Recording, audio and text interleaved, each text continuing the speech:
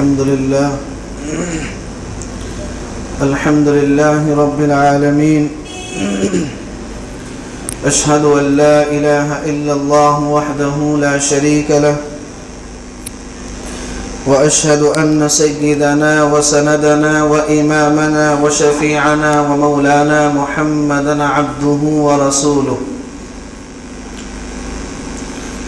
قال الله تبارك وتعالى في القرآن الكريم: أعوذ بالله من الشيطان الرجيم. بسم الله الرحمن الرحيم. رضي الله عنهم ورضوا عنه، ذلك لمن خشي ربه. صدق الله العلي العظيم. وقال النبي صلى الله عليه وسلم بعلي: أنت مني بمنزلة هارون من موسى، إلا أنه لا نبي بعدي، أو كما قال النبي صلى الله عليه وسلم.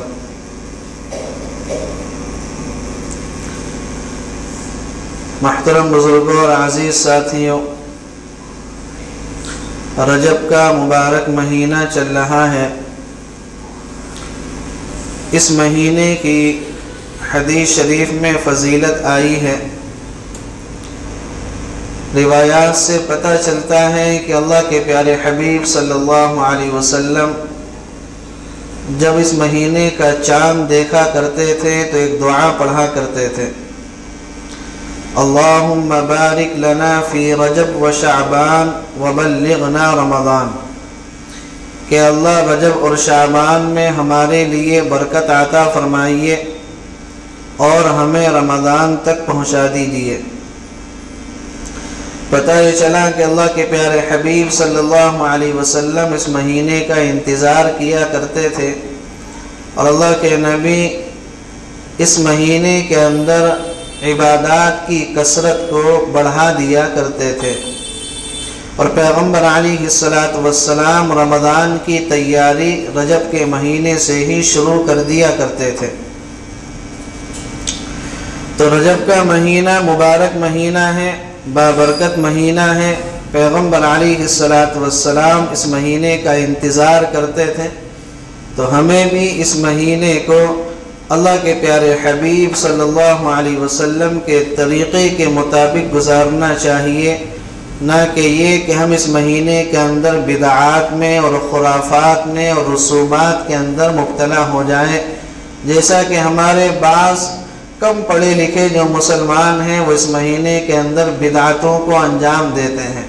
ان میں سے ایک 22 رجب کے کنڈے بھی ہیں کہ اس مہینے کے اندر کنڈوں کو بناتے ہیں یا خریدتے ہیں اور ان کو کھاتے ہیں اور کھلاتے ہیں. یہ بالکل بدعت ہے اور اس کا اسلام سے اور شریعت سے کوئی تعلق نہیں ہے.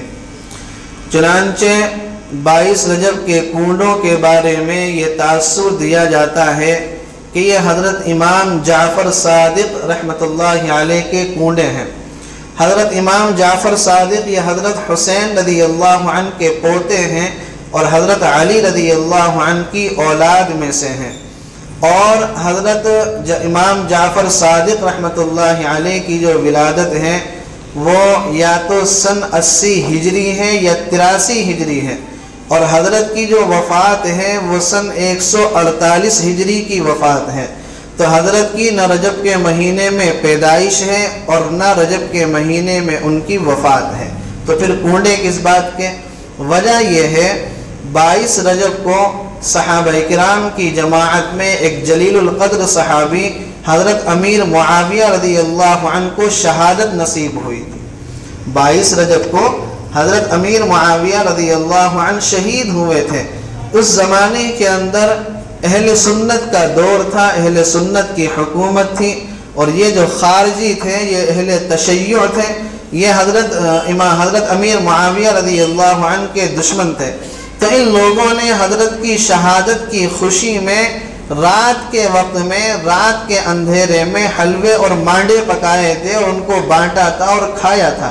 اس لیے آپ سے کچھ دنوں پہلے آپ نے دیکھا ہوگا کہ کونے جو بانٹے اور کھلائے جاتے ہیں یہ رات کے وقت میں کھلائے جاتے ہیں، صبح صادق سے پہلے پہلے، فجر سے پہلے پہلے. کیوں؟ اس لیے کہ اہل تشیع جو تھے اہل سنت کے ڈر کی وجہ سے، ان کے خوف کی وجہ سے رات میں ہی پکایا کرتے تھے اور رات میں ہی کھلایا کرتے تھے۔ اب یہ ہے کہ دن کے اندر بھی شروع ہو گیا، چونکہ وہ پہلا والا دور نہیں ہے، اب اہل سنت کا وہ والا دور نہیں ہے اور ان کے اہل تشیع کی تعداد بھی بڑھ گئی ہے۔ تو کنڈوں کی جو حقیقت ہے وہ یہ کہ اہل تشیع نے اور دشمنان اسلام نے اور دشمنان صحابہ نے حضرت امیر معاویہ رضی اللہ عنہ کی شہادت کی خوشی میں اس رسم کو جاری کیا تھا۔ بھولے بھالے مسلمان بھی اہل تشیع کی دیکھا دیکھی کے اندر اس کنڈوں کی رسم کے اندر کیا ہو گئے؟ مبتلا ہو گئے۔ تو لہذا اس مہینے کے اندر کنڈوں کی رسم سے بچنا چاہیے اور ایسی کوئی بھی رسم کو اختیار نہ کریں جس رسم کا تعلق صحابہ کرام کی دشمنی سے ہو یا دشمنان صحابہ سے ہو۔ کام آدمی وہ کریں جو پیغمبر علیہ السلام نے کیا ہے اور آپ کے صحابہ نے کیا ہے۔ اس مہینے کی 13 رجب کو تاریخ کے حوالوں سے یہ پتہ چلتا ہے کہ شیر خدا داماد رسول حضرت علی المرتضی رضی اللہ عنہ کی ولادت ہوئی ہے۔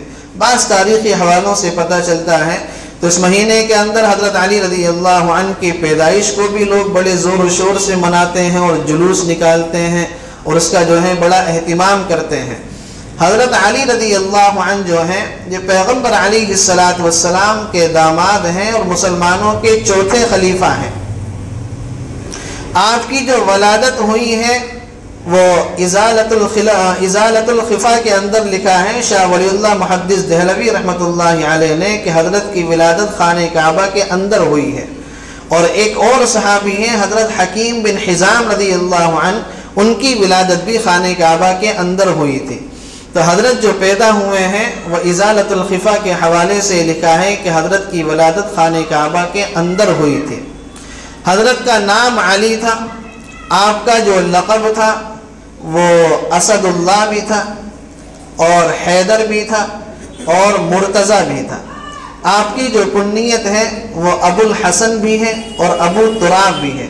ابو الحسن اس وجہ سے کہ ابو الحسن کا معنی ہوا حسن کے باپ، حضرت امام حسن رضی اللہ عنہ کے والد۔ حضرت علی رضی اللہ عنہ والد اور والدہ دونوں کی طرف سے ہاشمی ہیں، آپ کے والد بھی ہاشمی تھے، آپ کی والدہ بھی ہاشمی تھے، اور نسب کے اعتبار سے حضرت علی رضی اللہ عنہ پیغمبر علیہ السلام کے بہت قریب ہیں۔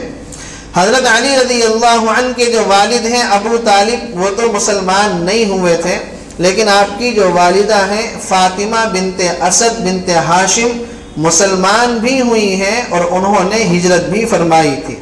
پیغمبر علیہ السلام نے حضرت علی کی تربیت فرمائی، شروع سے ہی حضرت علی کو آپ نے پالا، بلکہ اپنی اولاد کی طرح پالا، اور جب بڑے ہو گئے تو اپنی سب سے چہیتی اور لاڈلی بیٹی حضرت فاطمہ الزہرا رضی اللہ عنہا کو ان کے نکاح کے اندر دے دیا۔ صحابہ کرام کی جماعت میں جو صحابی سب سے زیادہ فصیح و بلیغ مانے جاتے تھے ان میں حضرت علی رضی اللہ عنہ نمایاں تھے۔ صحابہ کرام کی جماعت میں جو صحابہ ہمت اور شجاعت اور بہادری میں اعلیٰ مقام پر فائز تھے ان میں حضرت علی رضی اللہ عنہ سب سے نمایاں تھے۔ صحابہ کی جماعت میں جو صحابہ بہترین خطیب تھے، بہترین مقرر تھے اور فصاحت و بلاغت میں جو ماہر تھے ان میں حضرت علی رضی اللہ عنہ کیا تھے؟ سب سے نمایاں تھے، اس لیے کہ آپ کے بارے میں پیغمبر علیہ السلام نے فرمایا انا مدینۃ العلم وعلی بابہا، کہ میں علم کا ایک شہر ہوں اور علی کیا ہے؟ اس کا دروازہ ہے۔ سن 35 ہجری میں جب حضرت عثمان بن عفان رضی اللہ عنہ کو شہادت نصیب ہوئی، حضرت علی رضی اللہ عنہ نے مسند خلافت کو زینت بخشی، اور 18 رمضان سن 40 ہجری کو ابن ملجم کے ہاتھوں حضرت علی رضی اللہ عنہ نے شربت شہادت نوش فرمایا۔ 5 سال میں 3 دن کم آپ خلیفہ رہے۔ آپ کی خلافت کے زمانے میں مسلمانوں کی تعداد زمین کے اعتبار سے تو زیادہ نہیں پھیلی، اس لیے کہ فتنے اس زمانے میں اتنے زیادہ پھوٹ پڑے تھے اور مسلمانوں میں آپس میں اتنی زیادہ لڑائیاں ہو رہی تھی کہ حضرت علی رضی اللہ عنہ انہی کو نپٹاتے رہے، کوئی زیادہ بڑی خاص فتح مسلمانوں کو حاصل نہیں ہوئی۔ چنانچہ 18 رمضان سن 40 ہجری کو حضرت نے شہادت پائی اور کوفہ کے قریب مقام نجف میں حضرت کو دفن کیا گیا۔ حضرت علی رضی اللہ عنہ 8 یا 9 یا 10 سال کی عمر میں مسلمان ہوئے۔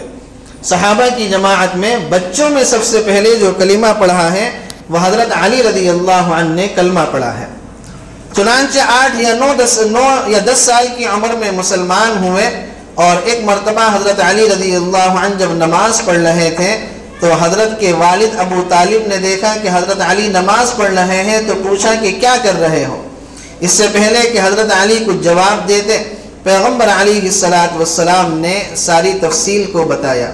تو حضرت کے والد ابو طالب نے کہا کہ بھئی جو کام تم کر رہے ہو اس میں کوئی برائی تو نظر نہیں آ رہی ہے، لیکن یہ اس طریقے سے سرین کو اوپر اٹھانا یہ کام مجھ سے نہیں ہوگا، سرینوں کو اوپر اٹھانا یہ کام مجھ سے نہیں ہوگا۔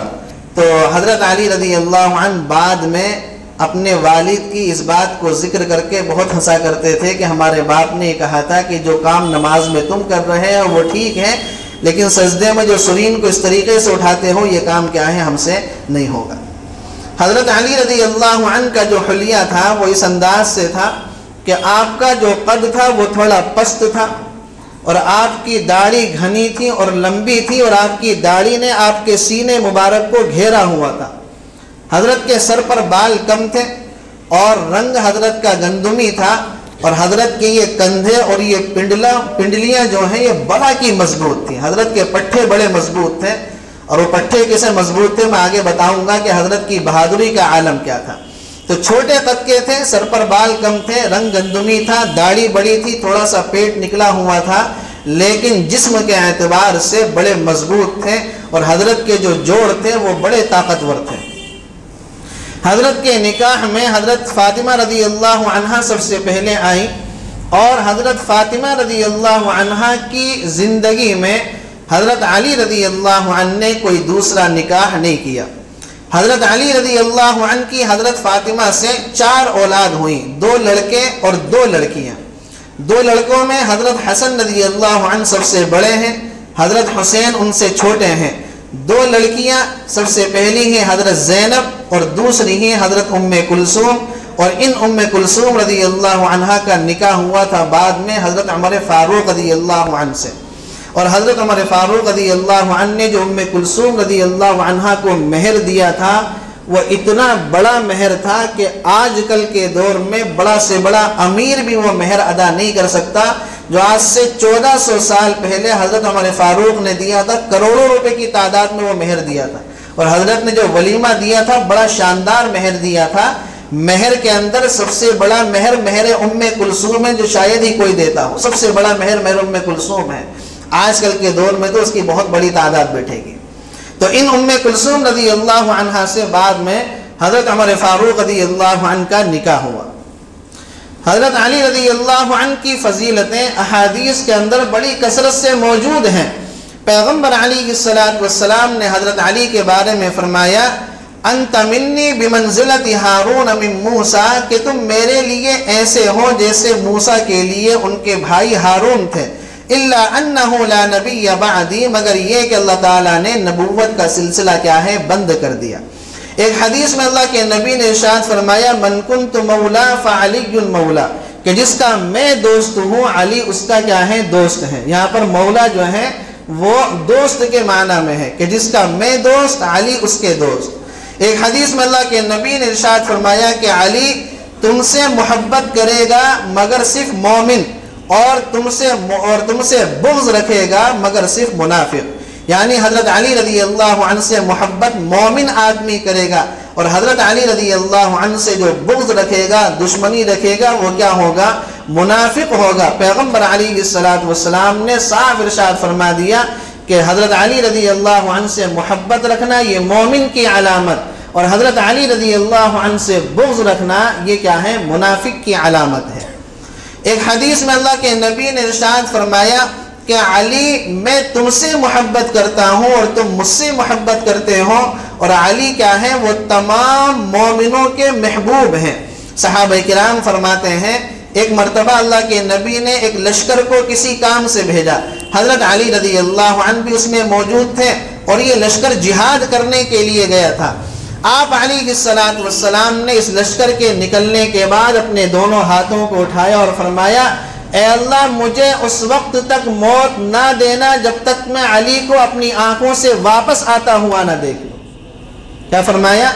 اے اللہ مجھے اس وقت تک موت نہ دینا جب تک میں علی کو اپنی آنکھوں سے واپس آتے ہوئے نہ دیکھ لوں۔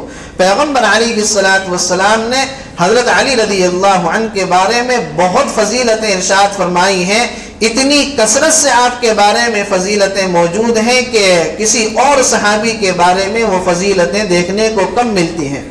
چنانچہ آپ کی بڑی فضیلت یہ بھی ہے کہ ہجرت کے موقع پر جب پیغمبر علیہ السلام حضرت ابو بکر صدیق رضی اللہ عنہ کے ساتھ مدینہ المنورہ جا رہے تھے تو ہجرت کی رات ہے، کفار مکہ تلواریں لے کر اللہ کے نبی کے دروازے کے باہر کھڑے ہوئے ہیں کہ آپ باہر نکلیں تو آپ کو شہید کر دیں۔ اللہ کے نبی حضرت ابو بکر کے ساتھ باہر نکلے، آپ نے اپنے بستر پر حضرت علی رضی اللہ عنہ کو لٹایا اور کہا کہ اس بستر پر لیٹو، یہ امانتیں لوگوں کی اپنے پاس رکھو، کل ان امانتوں کو لوگوں کے پاس پہنچا دینا، پھر مدینے میں مجھ سے آ کے ملاقات کرنا۔ حضرت علی رضی اللہ عنہ فرماتے ہیں کہ میرے دل میں خوف پیدا ہوا، اس لیے کہ باہر دشمن تیار بیٹھے ہوئے ہیں تلوار لے کر اللہ کے نبی کو شہید کرنے کے لیے۔ فرماتے ہیں کہ دل میں خوف پیدا ہوا، اللہ کے نبی نے مجھے دعا دی اور میں اللہ کے نبی کے جو اس بستر پر اس رات لیٹا ہوں، ایسی نیند آئی ہے کہ ساری زندگی پھر ایسی نیند نصیب نہیں ہوئی۔ تلواروں کے سائے میں کہ باہر دشمن تلوار لے کر کھڑے ہوئے ہیں، لیکن اللہ کے نبی نے دل کو ایسی تسلی دی کہ اس بستر پر اس رات میں ایسی نیند آئی ہے کہ زندگی میں پھر ایسی نیند نصیب نہیں ہوئی۔ چنانچہ اگلے دن حضرت علی رضی اللہ عنہ نے لوگوں کی امانتیں ان کے حوالے کی اور مدینہ المنورہ میں پیغمبر علیہ السلام سے آ کر ملاقات کی۔ غزوہ بدر کے موقع پر جب مسلمانوں کا لشکر بھی کھڑا ہوا تھا اور دشمنان اسلام کا لشکر بھی کھڑا تھا اور دونوں لشکر آمنے سامنے تھے، تو دشمنان اسلام میں سے یہ آواز آئی کہ اپنے لشکر میں سے 3 بہادر کو ہمارے مقابلے کے لیے بھیجو، اگر وہ جیت گئے تو پھر ہم آگے کی لڑائی کو آگے بڑھائیں گے۔ چنانچہ اللہ کے نبی نے اپنے لشکر میں سے حضرت حمزہ رضی اللہ عنہ، حضرت علی رضی اللہ عنہ، حضرت عبید رضی اللہ عنہ، تینوں کو لشکر سے باہر نکالا۔ دشمنان اسلام کے لشکر میں سے ولید نکل کر آیا، عتبہ نکل کر آیا، شیبہ نکل کر آیا۔ ولید کا مقابلہ حضرت علی سے ہوا، شیبہ کا مقابلہ حضرت حمزہ سے ہوا اور عتبہ کا مقابلہ حضرت عبید سے ہوا۔ حضرت علی رضی اللہ عنہ نے ایک ہی وار میں ولید کو جہنم رسید کر دیا، حضرت حمزہ رضی اللہ عنہ نے بھی ایک ہی وار میں شیبہ کو جہنم رسید کر دیا۔ حضرت عبید اور عتبہ کی آپس میں لڑائی ہوئی اور حضرت عبید تھوڑے سے زخمی ہوئے، حضرت علی رضی اللہ عنہ ولید کا کام نپٹا کر انہوں نے بھی کیا ہے پھر عتبہ کو جہنم رسید کر دیا۔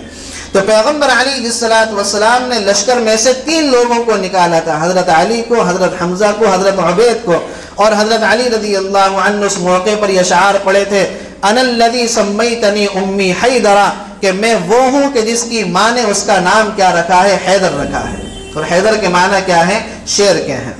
احد کی لڑائی میں بھی حضرت علی رضی اللہ عنہ نے بڑے کارہائے نمایاں انجام دیے اور پیغمبر علیہ السلام کی حفاظت فرمائی۔ خیبر کی لڑائی میں پیغمبر علیہ السلام نے جب یہودیوں کی بستی خیبر کا محاصرہ کر لیا اور خیبر فتح نہیں ہو رہا تھا تو اللہ کے نبی نے فرمایا کہ کل میں جھنڈا اس آدمی کے حوالے کروں گا کہ جو اللہ اور اس کے رسول سے محبت کرتا ہے اور اللہ اور اس کا رسول اس سے محبت کرتا ہے اور اللہ اس کے ہاتھ پر فتح عطا کرے گا۔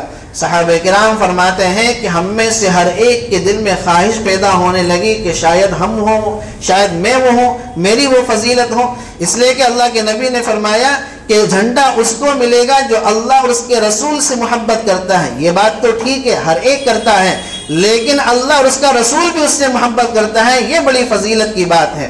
چنانچہ اگلی صبح میں پیغمبر علیہ السلام نے صحابہ کرام کی جماعت میں آواز لگائی کہ علی کہاں ہے؟ ایک صحابی نے کہا کہ حضرت ان کی تو آنکھیں دکھ رہی ہیں، وہ تو آرام کر رہے ہیں خیمے میں۔ اللہ کے نبی نے کہا کہ علی کو بلا کر لے کر آؤ۔ چنانچہ حضرت علی رضی اللہ عنہ کو بلایا گیا۔ پوچھا آپ نے کہ علی کیا ہوا؟ اللہ کے نبی میری تو آنکھیں دکھ رہی ہیں اور اتنی خطرناک دکھ رہی ہیں کہ آنکھیں میری کھل ہی نہیں رہی ہیں۔ اللہ کے نبی نے اپنا لعاب مبارک نکالا، حضرت علی کی آنکھوں میں لگایا اور حضرت علی رضی اللہ عنہ کی آنکھیں بالکل ٹھیک ہو گئیں۔ پیغمبر علیہ السلام نے جھنڈا ان کے حوالے کیا اور پھر وہ جو مسلمانوں نے لڑائی لڑی ہے، اللہ رب العزت نے مسلمانوں کو فتح عطا کری۔ اسی خیبر کی لڑائی میں ایک صحابی فرماتے ہیں کہ حضرت علی کی لڑائی ایک یہودی سے ہو رہی تھی اور حضرت علی کی جو ڈھال تھی وہ ٹوٹ گئی۔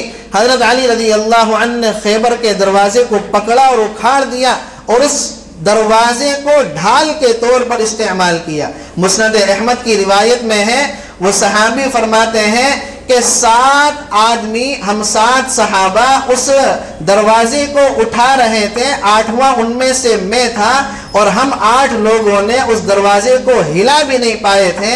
حضرت علی رضی اللہ عنہ نے اکیلے اس دروازے کو اکھاڑا اور ڈھال کے طور پر استعمال کیا۔ ایسی اللہ رب العزت نے ان کو ہمت اور ایسی اللہ رب العزت نے ان کو بہادری عطا کی تھی۔ میں نے کہا تھا نا کہ چھوٹے قد کے تھے لیکن حضرت کے کندھے اور پٹھے اور پنڈلیاں بلا کی حضرت کی مضبوط تھیں۔ اسی خیبر کی لڑائی کے اندر کئی سارے واقعے پیش آئے تو اللہ رب العزت نے خیبر کی لڑائی جو تھی وہ مسلمانوں کو جو فتح عطا کری، حضرت علی رضی اللہ عنہ کے ہاتھ پر فتح عطا کری۔ ایک لڑائی کے اندر کیا ہوا کہ حضرت علی رضی اللہ عنہ کی ایک مشرک سے لڑائی چل رہی تھی اور حضرت علی رضی اللہ عنہ نے اس کو پچھاڑ دیا اور اس کے سینے پر چڑھ کر بیٹھ گئے۔ قریب تھا کہ حضرت علی اس دشمن کو قتل کر دیں، اتنے میں اس دشمن نے حضرت علی رضی اللہ عنہ کے چہرے پر تھوک دیا۔ حضرت علی رضی اللہ عنہ اس کے سینے سے اٹھے، ایک طرف جا کر کھڑے ہو گئے۔ اس آدمی نے کہا کہ بھئی تم نے تو میرے اوپر پورا قابو پا لیا تھا، پھر تم نے مجھے کیوں ہے قتل کیوں نہیں کیا؟ حضرت علی رضی اللہ عنہ نے فرمایا کہ جب میں تیرے سینے پر چڑھا ہوا تھا اور میں تجھے قتل کرتا وہ قتل اللہ کے لیے کرتا، لیکن جب تو نے میرے چہرے پر تھوکا تو میرے دل کے اندر غصے کے جذبات پیدا ہوئے۔ اب اگر میں تجھے قتل کرتا تو اپنے غصے کے جذبات کو ٹھنڈا کرنے کے لیے کرتا، اپنی ذات کے لیے کرتا، اس لیے جب میں نے تجھے معاف کر دیا۔ روایت میں آتا ہے کہ وہ آدمی مسلمان ہو گیا اور کہنے لگا کہ جن لوگوں کے یہ اخلاق ہوں ان کی شریعت کا کیا حال ہوگا۔ تو حضرت علی رضی اللہ عنہ کو اللہ رب العزت نے بڑی خصوصیات سے اور بڑے کمالات سے نوازا تھا۔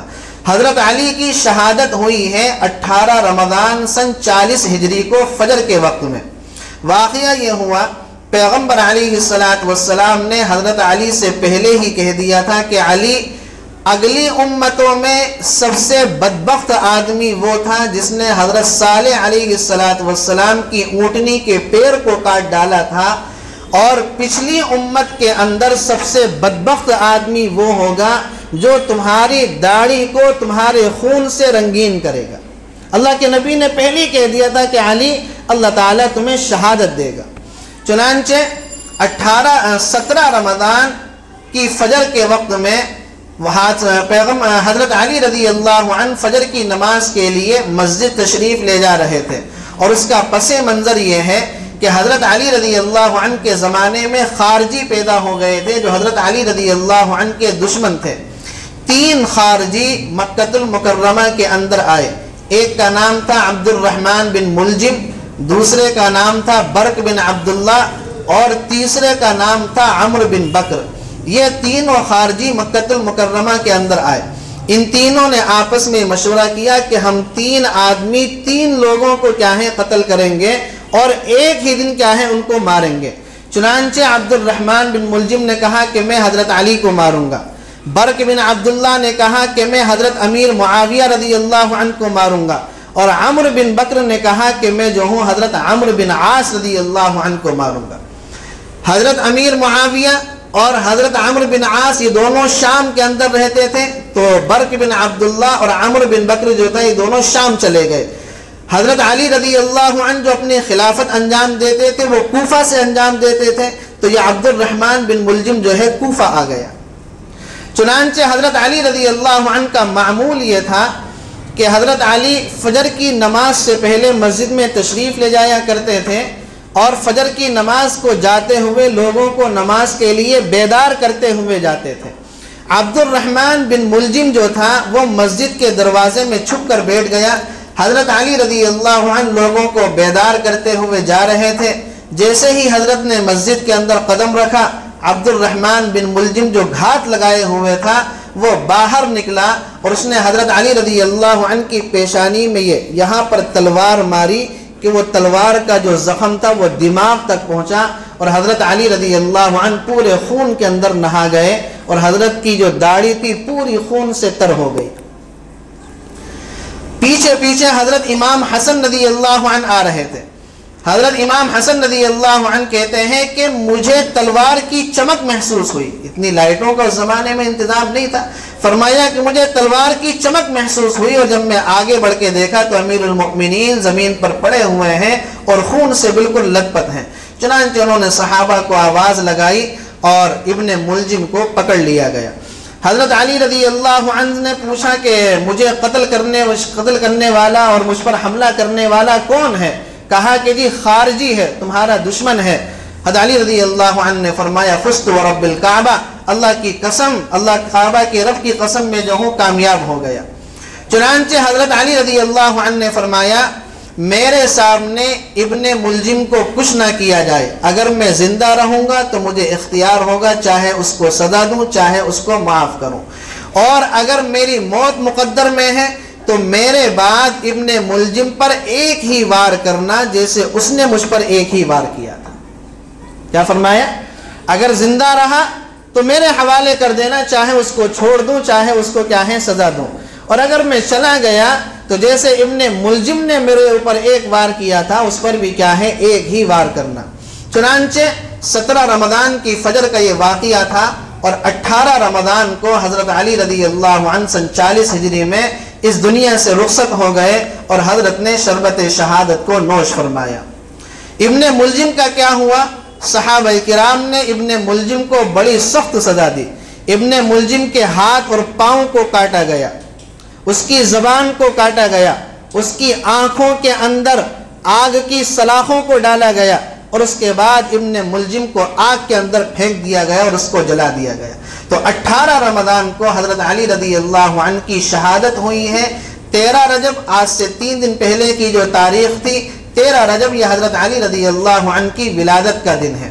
حضرت علی رضی اللہ عنہ کی جو سیرت ہے وہ ہمیں اس بات کا پیغام دیتی ہے کہ ہمیں حضرت علی رضی اللہ عنہ کے کردار کو، حضرت علی رضی اللہ عنہ کے اوصاف کو، حضرت علی رضی اللہ عنہ کی عادات کو اپنی زندگی کے اندر داخل کرنے کی ضرورت ہے، اور حضرت علی رضی اللہ عنہ کے حوالے سے جو بدعات اور خرافات چل رہی ہیں ان سے بچنے کی ضرورت ہے۔ اس لیے کہ حضرت علی رضی اللہ عنہ کے بارے میں اللہ کے نبی نے فرمایا من کنت مولا فعلی مولا، جس کا میں دوست ہوں علی کیا ہے اس کے دوست ہیں۔ اور حضرت علی رضی اللہ عنہ کے بارے میں اللہ کے نبی نے کیا فرمایا تھا کہ علی تمہاری وجہ سے 2 جماعتیں جہنم کے اندر جائیں گی، تمہاری وجہ سے 2 جماعتیں جہنم کے اندر جائیں گی۔